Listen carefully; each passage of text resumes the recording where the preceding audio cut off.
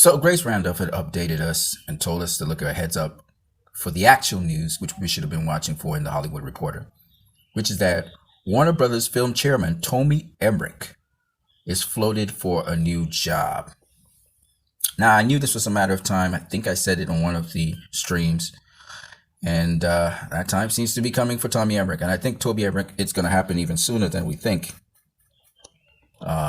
So anyway, like I said before, we're winning, people. Now you guys getting it? There's illusion and then there's reality. Okay, let's go into it. I'm going to read the entire article. This is written by Kim Masters, the same Kim Masters who interviewed Ray Porter and several other people. And this is, again, an upstanding reporter here. As the studio navigates its day and date HBO Max plan with talent, David Geffen pitches the exec to Netflix. With 18 months left on his contract, is Warner Film Studio Chairman Toby Emmerich exploring job opportunities? While it's far from clear that Emmerich will leave the studio after more than 20 years, sources tell The Hollywood Reporter that David Geffen in recent weeks placed a call to Netflix co-CEO Ted Sarandos to inquire whether there might be a possible role for Emmerich at Netflix. Geffen, 78, and Emmerich, 58, were both guests at a January dinner hosted by music mogul Jimmy Iovine. Emmerich started out in the music world and worked at Atlantic Records from 1987 to 1992.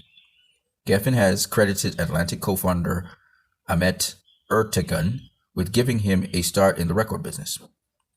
Sources close to Emmerich say he had no knowledge of Geffen making any calls on his behalf. Others with knowledge of the situation say top Netflix executives did not see a place for Emmerich at the streamer. A source close to Sarando said no call was placed to him and there was no discussion about the position. A Netflix spokesperson declined to comment. Emmerich was rumored to be departing in December. Instead, he was given full control of the films, not only for theaters, but also for HBO Max. Hits during his tenure as a top executive include Wonder Woman, Crazy Rich Asians, and A Star is Born. Misses include 2019 films The Goldfinch and The Kitchen. Now let me just say, in addition, Justice League. The exec was named president of the film studio in 2018 and promoted to chairman the following year. Emmerich's contract was last renewed in October 2019 and runs through the end of 2022. A Warner Media rep, when asked for comment about Emmerich, confirmed that the exec is under contract and stated, "Any other speculation is just that, speculation," noting that he has a wonderful relationship with studio chief Ann Sarnoff, and there's no truth to the rumors. One Emmerich associate speculated that a call from Geffen to Sarandos may have been intended to help Emmerich gain leverage in a future negotiation with Warner's. Another industry veteran says that while Geffen has said he no longer wants to be involved in the entertainment business, he still likes to move chess pieces around and has been making behind-the-scenes calls, just looking for action again, trying to extract information like the old days. If he gets someone a job, this person adds, he calls in favors for the rest of your life. This person adds that Geffen played a major, previously unreported behind-the-scenes role in getting Paul Simon to sell his music catalog to Sony Music Publishing, a deal that was announced in March. Geffen did not respond to requests for comment. It's been a challenging several months for Warner's, particularly for Emmerich.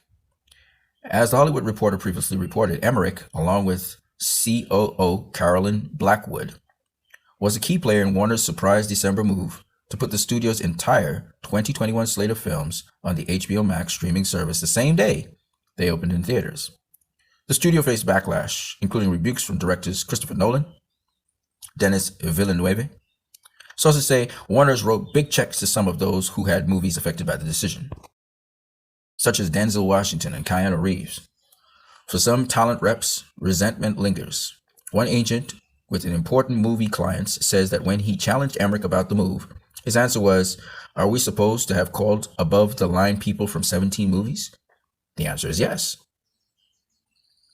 In explaining its decision, the company said its analysis was that theaters could not open meaningfully before the end of 2021. Not even 2 weeks later, the first vaccine shipments went out in the U.S. in April. Warner Media CEO Jason Keeler told Record's Peter Kafka that certain 2022 movies will have an exclusive theatrical window And Cineworld said the studio had struck a deal to show certain films exclusively in theaters for 45 days before streaming, though the terms of that agreement are not clear. Calling the episode bumpy, Keeler said, "If I had the chance to do it over again, I think it's very fair to say we would have taken a couple more days to see if we could have had even more conversations than we were able to have." It is not clear that the studio had conversations with any of its creative partners. Warner Brothers higher-ups are also concerned about the performance of the studio's critically important DC movies. Warner's has also faced negative publicity from the studio's response to Joss Whedon's alleged abusive behavior on the set of Justice League. Stars including Ray Fisher, Gal Gadot, and Jason Momoa have said publicly that there were issues during Whedon's tenure on the film, which he finished after Zack Snyder left production. The March release of the Snyder version, at a cost of at least $70 million, renewed attention to the claims, with Fisher, who played Cyborg in the film, continuing to allege abusive, racist conduct on the project and accusing the studio of not seriously investigating his claims, which Warner Media fiercely denies. While these are still, in my opinion, rumors, I've been on the record saying that the performances of the executives at Warner Bros. Pictures is unsustainable. That's going to cost AT&T, which is the investor into that company and owner, it's going to cost them a pretty penny. Toby Emmerich's managing of situations, the stock of Warner Bros. Has gone down, and one of their huge tentpoles is their DC films. They make a lot of money off of that. And not only have they had to downsize DC films because of their incompetence in 2017 with Justice League, but now they're proceeding in a way that is just not favorable for their markets, because when you're putting out movies that the fans don't even want to see, and then when you're replacing people, actors, characters that the fans want to see, all you're doing is hurting your brand. AT&T has to take a very quick look at what these people are doing, because under Toby Emmerich, Warner Brothers Pictures has run itself down into the ground, and they continue to run themselves down into the ground. So this isn't rocket science. Ann Sarnoff and Toby Emmerich, although Ann Sarnoff is a new appointee, both of them need to go, and they need to replace with people like Greg Silverman, people who actually give a damn about the DC properties. People are willing to allow the directors to live and die by what the directors do. Another thing that Warner Brothers is guilty of doing is they constantly pitch to their investors overestimated goals or marks, financial marks for their movies. That's not a problem with the director. That's not a problem with the whole crew and staff that produce these movies. It's a problem with Warner Brothers. And mainly it's because certain executives, I don't know where they get the projections from or whatever, how they get their data and figures, but they not only totally miscalculate, but they also rush things.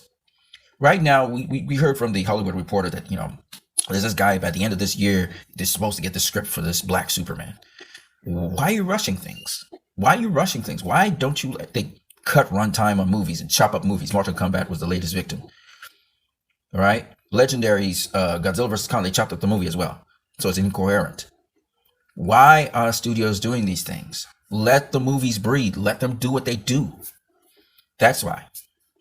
Once again, brothers and sisters, we need to push for the Snyder Cut to be in theaters, and we must not let up. The fans need to keep pushing. You guys are being heard by AT&T. This is the most important person that we need to hear from. AT&T.